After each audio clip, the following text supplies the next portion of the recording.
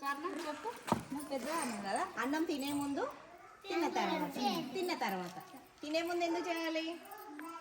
మంచిగా చేతులు శుభ్రంగా ఉండాలి. మనం స్కూల్కి వచ్చినాక ఎక్కడెక్కడో కూర్చుంటాము, ఎక్కడెక్కడో చేతులు పెడతాము కదా, ఆడుకుంటాము, బుక్స్ ముడతాము, స్లేట్స్ ముడతాము, చాక్పీస్ ముడతాము, అవన్నీ ముడతాం కాబట్టి చేతులు మంచిగా డస్ట్ అయి ఉంటాయి. డస్ట్ అయి ఉంటే ఏమవుతుంది, మనం ఆ డస్ట్ తోటే మనం నోట్లో పెట్టుకోవడం తిన్నాం అనుకోండి, మనకేమవుతుంది, కడుపు నొప్పి వస్తుంది, ఇన్ఫెక్షన్ అవుతుంది, వామిటింగ్స్ అవుతాయి, మోషన్స్ అవుతాయి. అందుకోసమని అలాంటి ఏం రాకుండా ఫస్ట్ ఆఫ్ ఆల్ మనం అన్నం తినే ముందు చేతులు సబ్బుతోటి మంచిగా శుభ్రంగా కడుక్కోవాలి.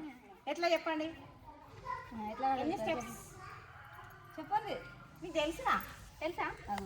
చెప్పు నాన్న.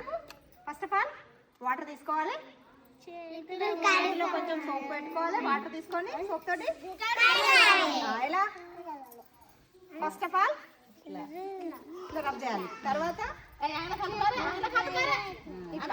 తర్వాత తర్వాత ఇదైన తర్వాత తర్వాత ఇట్లా ఇట్లా ఇట్లా ఇట్లా 4-5 స్టెప్స్ ఉంటాయి. 5 స్టెప్స్ అయిన తర్వాత వాటర్ ఇట్లా పోసుకోవాలి కదా.